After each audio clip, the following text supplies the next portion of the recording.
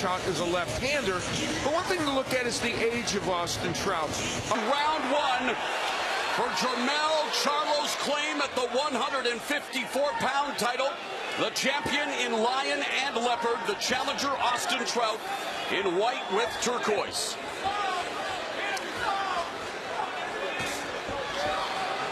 Jermell Charlo, since teaming up with Derek James, has lessened the number of punches he throws per round. Interestingly, he's down to 29.5 punches per round in his last 4 fights, but his percentage of landing punches has gone up from 30 to 37, so that's impressive. Jermell Charlo procured his championship in a come-from-behind win against John Jackson, and then has recorded back-to-back knockout of the year candidates against Charles Hatley, and in his last fight, he starched the previously undefeated Erickson Lubin in the first round with a perfectly placed right uppercut. And Charlo putting the leather on Trout here in round one. Yeah, he looked for that right uppercut there a second ago. But Austin's still in a defensive posture and just using the jab and trying to see what Charlo gives him. You know, I mentioned the numbers. Trout averages 55 punches around. And what's he going to want to do in this fight? Out-hustle Charlo and win rounds. I think the battle of the lead hand is going to be critical here. Well, it always is with a lefty versus righty, but especially with guys who like to work off their jabs, it'll be even more critical in this fight. Charlo has faced southpaws in 4 of his previous 14 fights. You see Charlo again looking for that right uppercut after the jab.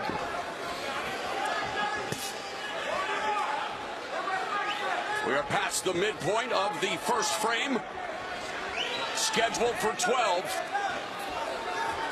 Austin Trout went the distance with Jermell's twin brother, the 1 minute older Jermell. Jermell now a mandatory challenger for Triple G's 160-pound crowd. Under a minute left here in the opening round. Trout has to like the fact that he's been able to establish his jab pretty well in this round.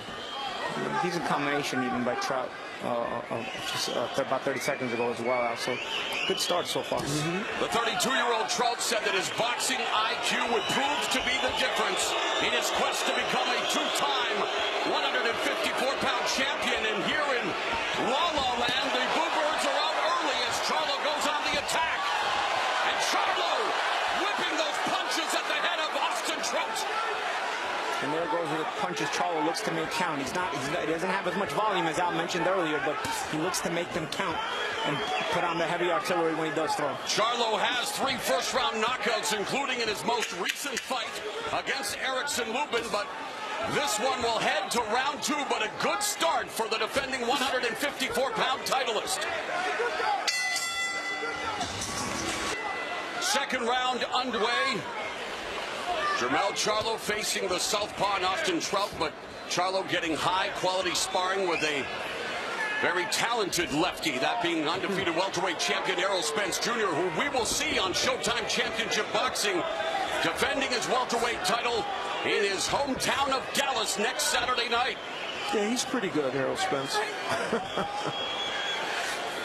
We'll find out how good his mandatory challenger Carlos Ocampo is, the undefeated fighter who will be looking to spoil the homecoming for Errol Spence Jr. Trout looking to spoil Jermell Charlo's title reign. One thing Austin Trout does very well, and you saw it a moment ago, he mixes his jab to the body and the head. He mixes the speed of the jab. He's good at doing that. Yeah, he's a crafty guy. Yeah. I think he had himself a pretty good first round. Yeah, it was close. Trout landed the right hand at the end of the round, but Charlo landed the right hand at the end of the round, but it was a pretty good round. The fickle crowd here in Los Angeles appears to be, as annoyed at the jab as autocorrect down there. They're not liking what they're seeing thus far. And there's some good stuff happening. Yeah, Austin Trout won't mind if they boo some more because he wants a tactical fight. He wants to be busy, but not have it be a slugfest. Whoa. There's a nice counter left hand by Trout.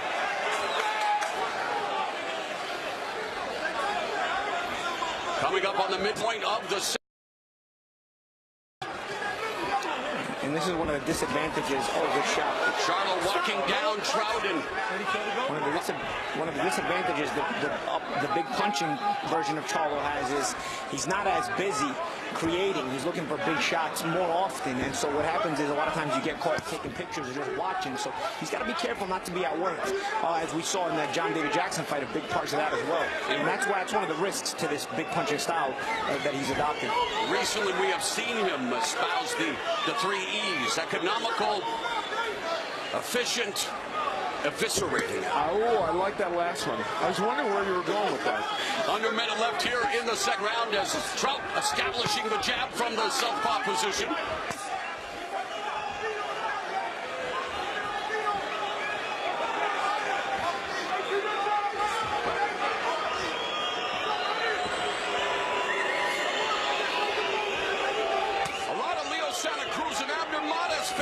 In attendance for this opening fight, Mr. Bernstein. That's for sure. And of course, it is the Battle of Los Angeles, the sequel coming your way in the main event tonight. Featherweight fuego between Leo Santa Cruz and Abner Mares, as we look forward to what should be a rousing round 13 later tonight.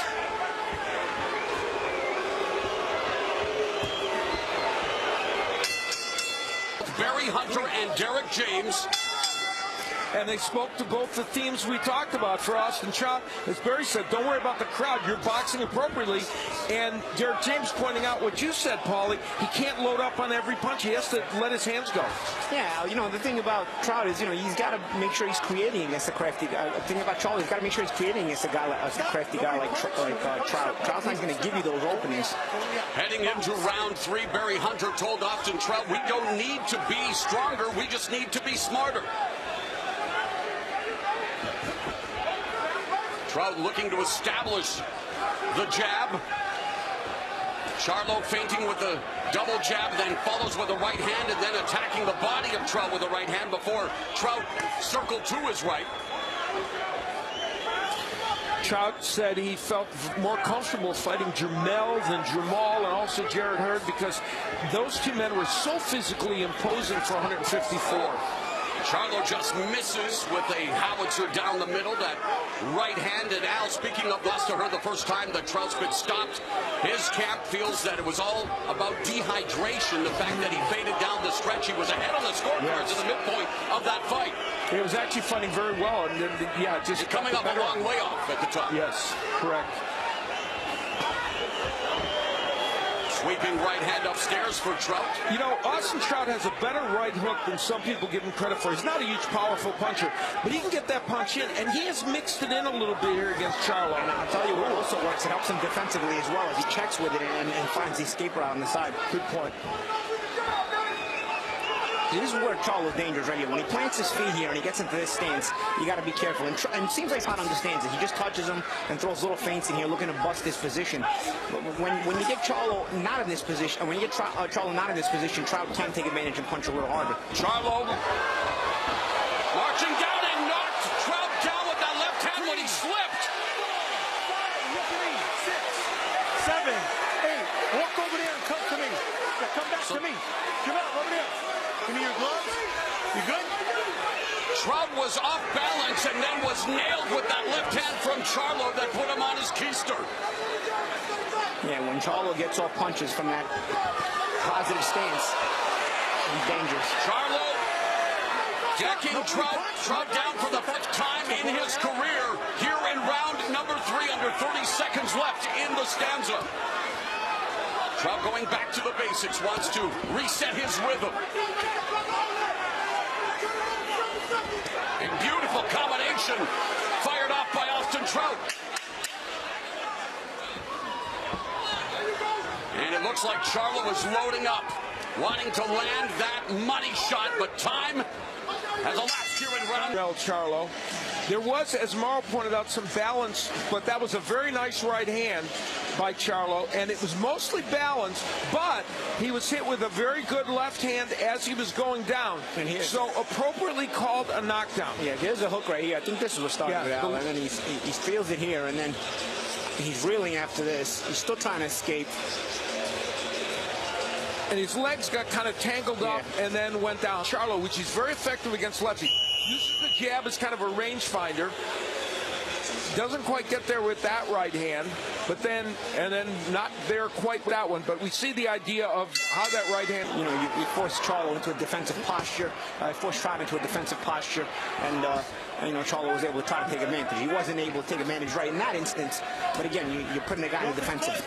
Here at Staples Center in Los Angeles, this is round 4, scheduled for 12 for Jermell Charlo's 154-pound title. The challenger, Austin Trout, going down in the 3rd round for the 5th time in his career. And Charlo telling us that Trout is a veteran, but that he did believe that he was going to stand in the pocket and try to fight with him.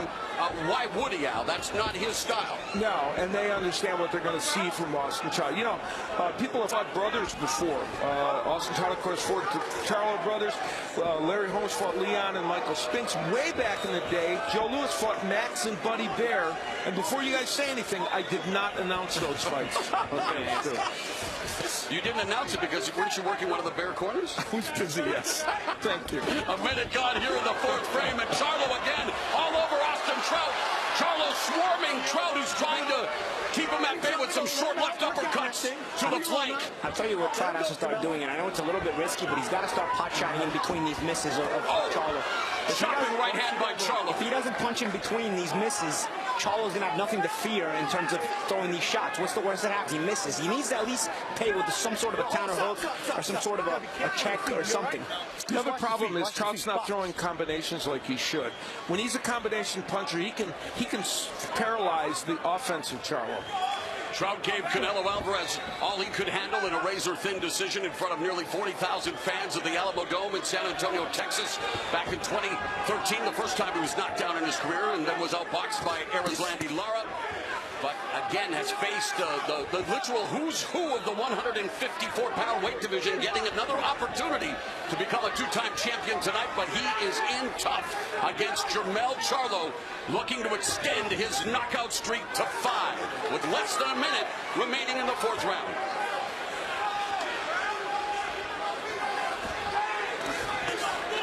I'll tell you where it's hard for Trout to throw the combinations, because Charlo's position is so well, he's so balanced even when he moves defensively.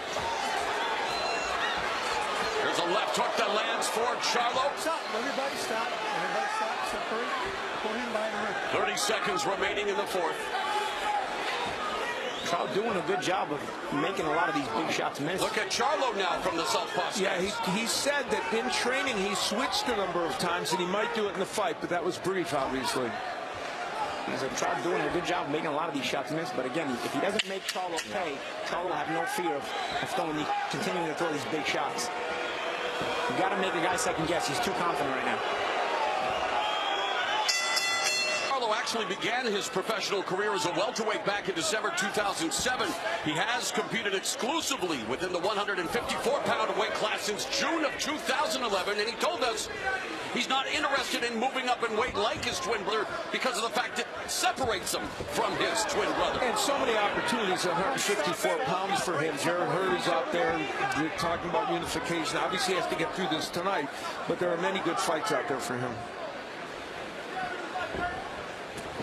Charlo continues to walk down Austin Trout. Trout flashing the jab. Austin Trout's not creating offense, and I mentioned the getting off his punches first. If he can do that and throw a 2-punch combination, it just freezes Charlo momentarily. He's not even doing that. That's a big issue for him. Paulie, how do you set traps for a guy like Jermell Charlo, who's now attacking Austin Trout with power shots? But how would you try to set a trap? You can't get greedy because he hits too hard in his position. He's always so good. So you got to first try to bust his position and then take advantage. And how you bust his position is what Trout's doing here with little touches, little feints. But when he bites, you got to explode in. And that's the thing. I don't know if Trout has the same legs anymore to be able to close the gap and explode in when Charlo bites on those instances, because he bites for just a quick instant.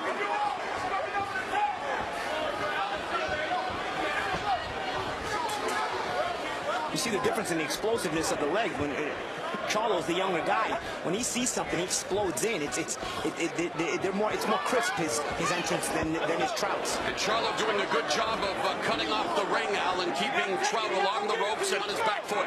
Yeah, they worked very hard on that, and they knew Austin Trout was going to give them a lot of movement. Trout has not given them quite as much movement as I think they thought. Straight left hand to the sternum by Trout. Under a minute now left in the 5th round.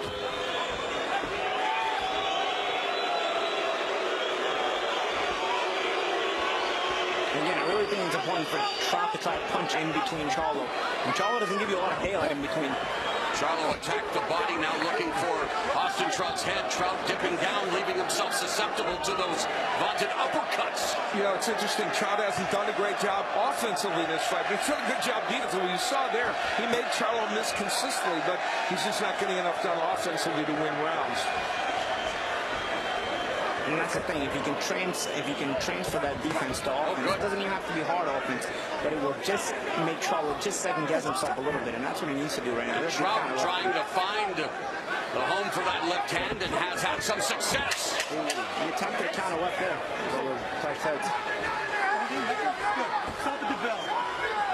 We are through 5 rounds at Staples Center, Los Angeles. And try to throw the counter left hand. It's just when holding your ground, you also risk blasting each other's heads. This is round number 6 between Jermell Charlo and Austin Trout. Charlo whipping the right hand to the body of Trout. You know, in Trout's fights with Jarrett Hurd, good nice right there by Charlo, and he's attacking. Jarrett Hurd and Jermell Charlo, he was able to land a lot of 1-2s, jabs, straight left hands, and combinations. Not able to do that tonight.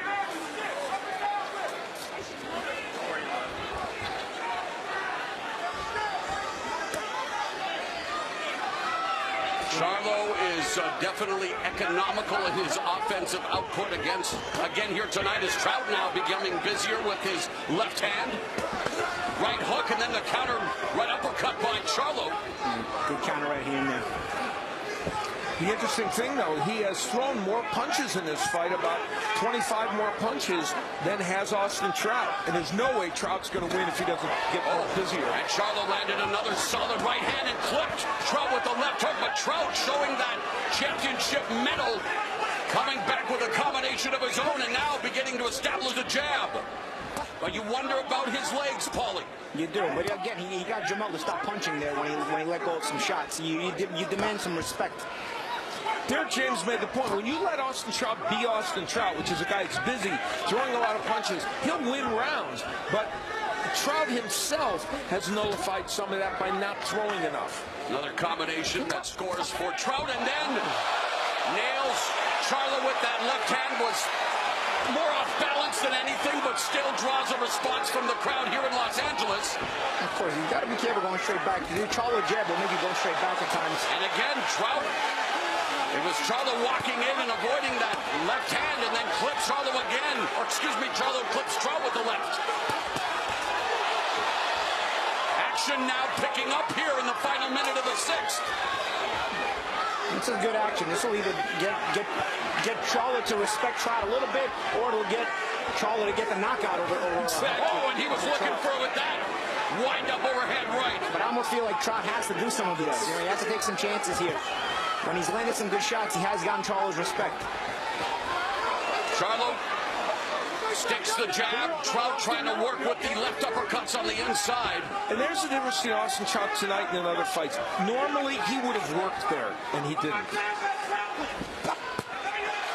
Right hook upstairs for Austin Trout. Final 10 seconds. Trout back working with Barry Hunter. And Jermell Charlo enjoying nothing but success with Derek James. We're at the midpoint of this championship fight. And from Trout that would kind of knock Charlo off balance. There's a right hook to the back of the head, and then here will come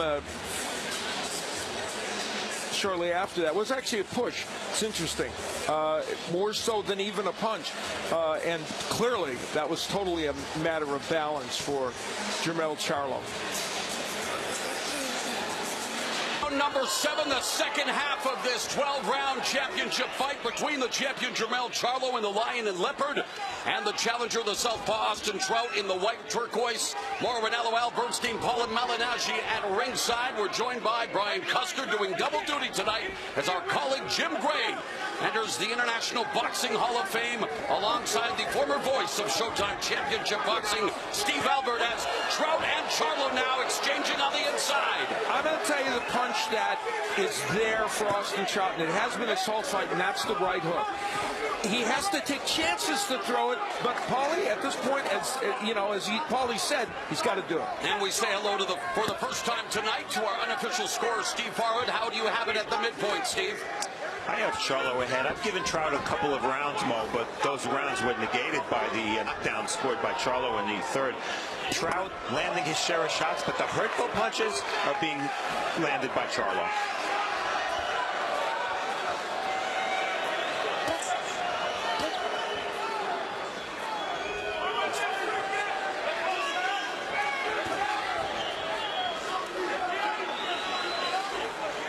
It seems like Austin Trout's almost trying to backhand Charlo with that. Yeah, it's a kind of an odd jab.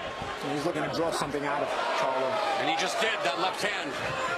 Problem is, you want him back to the ropes and you draw stuff out. Yeah, that's more for center ring. I also think Austin Trout has moved to his left too much in this fight and given Charlo more of a chance with that right hand. And that Barry Hunter actually alluded to that a round or so ago.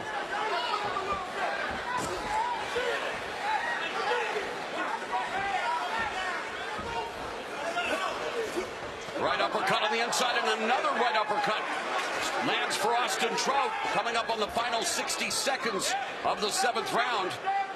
Trout went down in round 3. This is a very close round here. I don't know whether Trout is in it, has a chance to win, but it's very close. Yeah, some of these rounds get really tactical, but you know what it is? Yeah.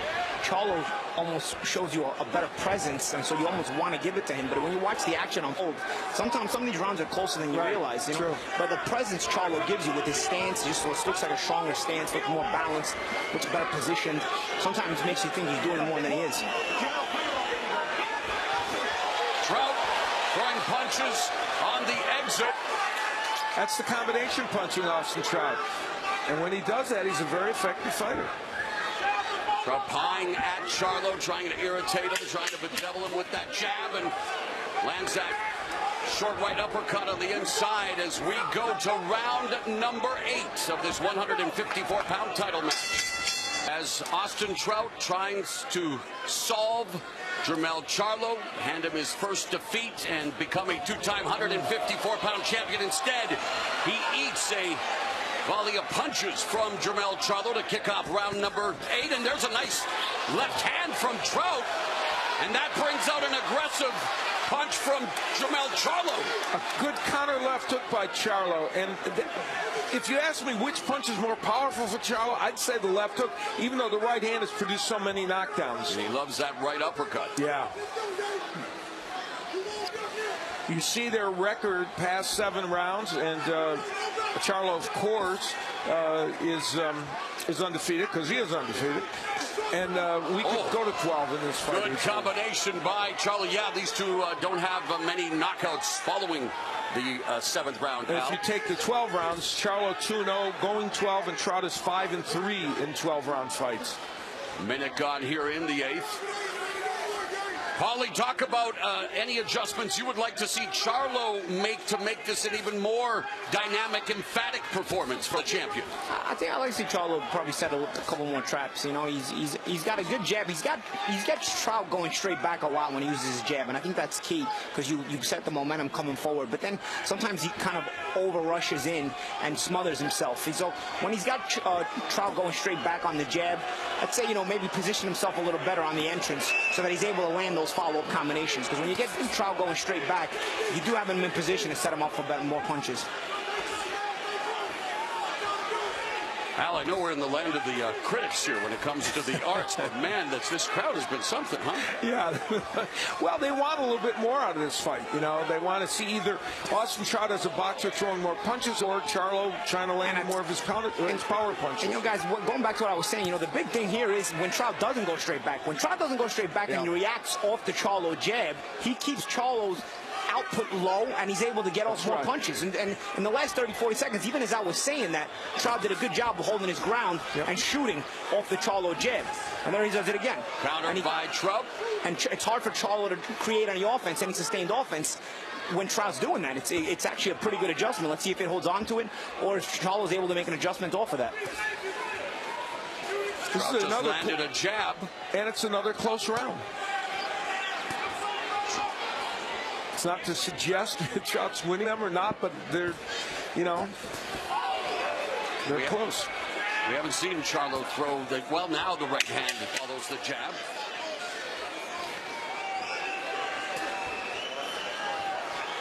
"24 minutes are in the books." That long layoff. Yeah, we can't even tell off this performance. It was a chance. And Trout goes down to the beginning of round 9. That's that hook again now. 6, 7, 8. I know you're okay. Give me your blood. You ready? Box. So Charlo drops Trout at the start of the 9th round. The second time that Trout has gone down tonight. And that did come from a punch. Trout was trying to sell it back that it was behind the head, but if you don't rule that, then you have to call that a knockdown. Yep, left hook dropped him. I think both knockdowns have been flashes, so I don't think he's been crazy hurt. But like you were alluding to earlier, Al, the left hook of Charlo, the key shot there.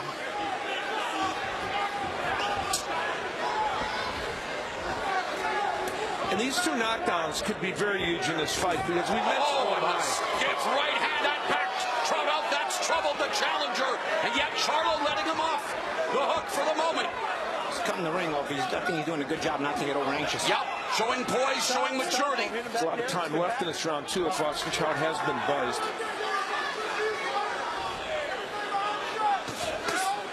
Trout comes back with a combination again, flashes the jab. Charlo with the jab.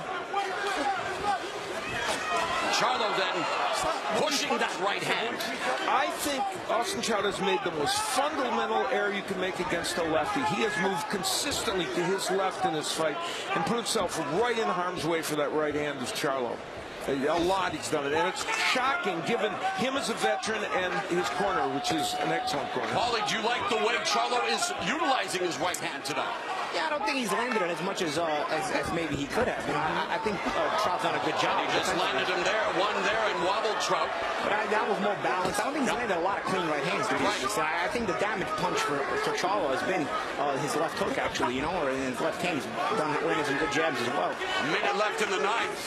So regardless of the movement, I don't think the right hand has cost Trout a lot, but maybe it's also prevented him from being able to create a lot of offense. Yeah. And now you would think as he lands a right hand there that against a southpaw that Martin Way would be even bigger. Yeah, more I think weapon. there's been enough of them to make a difference. The hooks have been a little more powerful. And Trout going to the body with the left hand.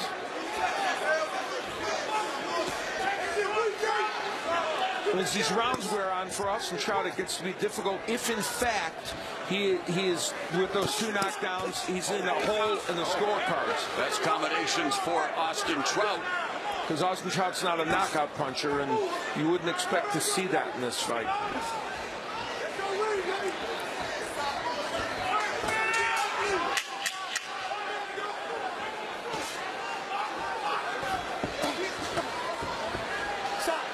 Stop. Nobody punched him. God, you're doing things Very early in the round, there would be a left hook from Charlo. It did, in fact, land kind of on the back of the head, but nonetheless, it was a punch that sent him down, and Jack Reese didn't view it that way. We'll take another look at it, and you can make a determination as to what you think. It's pretty far back, so you could have almost made the case for, it's hard, you know, it's easier when you're looking back on it in slow motion, but you can make a case for that not being called a knockdown because it was behind the head. But scheduled for 12 for Jermell Charlo's 154-pound title. The champion Charlo in the lion and leopard. The challenger Austin Trout in the white with turquoise. More Ranello, Al Bernstein, Paulie Malignaggi at ringside. So his last 4 fights, Charlo's been landing 37% of his punches. He's landing 25% according to show stats tonight. And that's part of that's Austin Trout's defense. And Charlo looking to land that right hand now on Austin Trout. Trout doing a good job of avoiding it and pivoting away. Barry Hunter said you got to back him up. Question is, can Trout do that? Yeah, you got to be careful for that counterattack. But at this juncture, they may feel you've got to take chances. This fight is, for Austin Trout, let's face it, this fight is, for him to stay in the upper echelon of the 154-pound division, he almost needs a win here. Let's bring in unofficial scorer, Steve Farhood. Charlo taking control on my card, Mo. You know, one thing about Trout, when he gets hit, even if he's not hurt, sometimes he's a little awkward in how he responds. Judges can look at that and think he's hurt, even if he isn't. That's in favor of Charlo as well. So I have Charlo clearly ahead. 2 rounds, scored 10-8 for Charlo. And add the 2 knockdowns to Jermell Charlo's body of work, and that is why he is in control of this fight at this juncture. And that's a great point that Steve made, because that has always been true with Austin. Sometimes he looks awkward and isn't as hurt as somebody might think. Right hook lands for Trout, then the left hand. Has Charlo along the ropes, and Trout looking to work the body on the inside. That left hand, and then the counter left hook by Charlo seems to have hurt Trout. His head was outside the ring. He'll let him go. His head was outside the ring. Head outside the ring. Yeah, referee Jack Reese warning Charlo for hitting Trout when his head was outside the ring. A counter left hand by Charlo stopped the momentum of Austin Trout. That was an impressive punch. Trout pivots away from the ropes, resets in the southpaw stance, and then eats a jab from Charlo. Under a minute left in the 10th round. Another jab that frustrates and perhaps momentarily bothers Austin Trout. And that right hand back Trout up, and Trout doubling over. Explosive right hand for Charlo, now doubling up the jab, but doesn't fire the right behind it.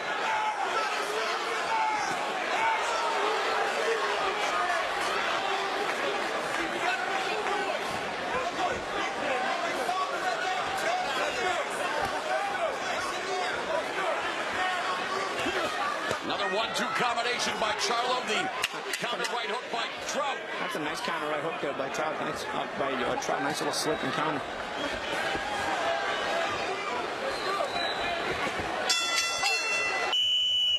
Using the jab to set up yet another right hand, and that prompted Barry Hunter to say, tell him in between rounds, it's the same. As always, again, just stopped once in his career by Jarrett Hurd, and that was in the corner.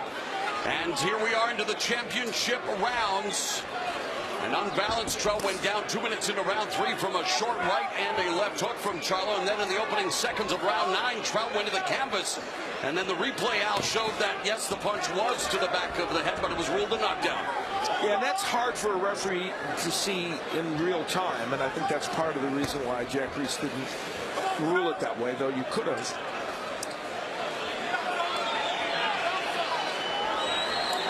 And again, a reminder of their record as we head into the final rounds. And Trout has a lot more experience in these championship rounds than Jermell Charlo. But Charlo is the current champion, and Trout has to definitely embark in a journey of urgency here, Paulie. Yeah, again. Oh, that right uppercut, Jack in the John, producing a smile of acknowledgement from Jermell Charlo. I think he's just acknowledging, all right, you're sneaky, and that's the veteran stuff that Trout has. But I think it allows Charlo to respect Trout just enough to not go for broke and try to get the spectacular KO he wants. And it allows, and this is why Trout is such a difficult guy to always look great against or even beat. Charlo trying to hunt down the evasive Trout. He has And Al, Charlo has knocked down Trout twice, even though the one was behind the head. I mean, does he need to push for the KO here for the championship rounds? I think that he wants to. It's all about marketing right now, and he wants a knockout. You know, his brother didn't knock out Charlo. Jared Hurd did. He wants that, and if he feels Trout can't hurt him, he'll want to go after it. Trout picking off Charlo there with a combination. A minute left here in the penultimate round. Charlo with the huge, almost 2-to-1 advantage in terms of headshots. Landed. And Charlo has thrown about 30-some more punches than Trout. That's a really surprising statistic.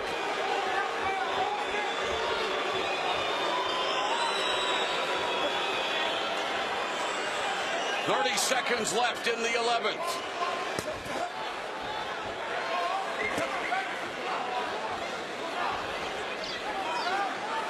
Trout single shooting with the jab, trying to feint, trying to disrupt the rhythm, the timing of the champion Jermell Charlo. Charlo walking in, trying to land that scorching right hand of his and put a stop to this latest title defense. But Trout having a good round here in 11. Knockout. The one problem is Trout has not recorded a knockout win past round 7.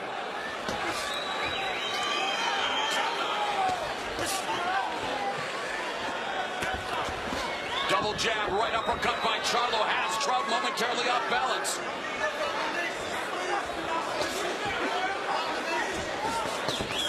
There's some hand speed and a combination executed by Trout.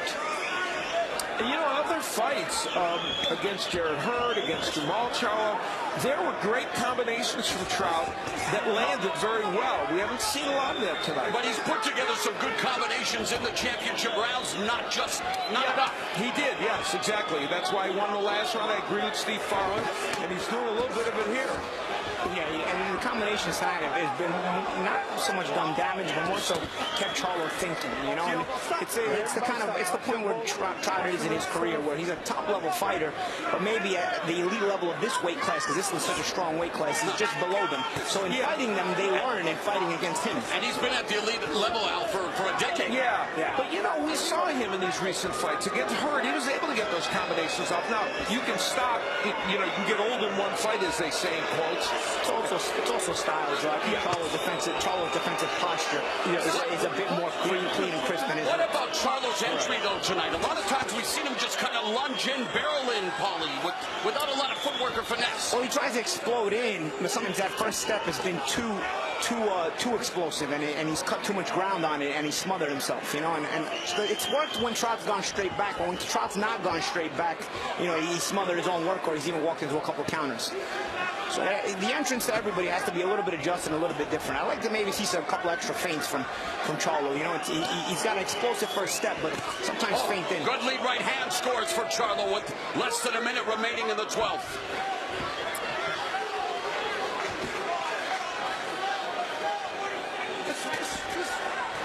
Trout misses with the right uppercut, looking to attack the body with a straight left hand.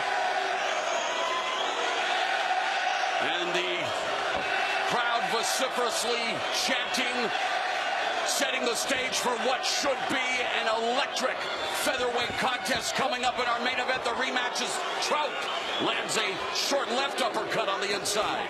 Leo Santa Cruz, Abner Mares coming up in our main event. A rematch from a candidate for the 2015 Fight of the Year nearly 3 years ago at this very venue. But in this championship fight, Jermell Charlo, Alston Trout go the distance, much to the chagrin of the crowd at Staples.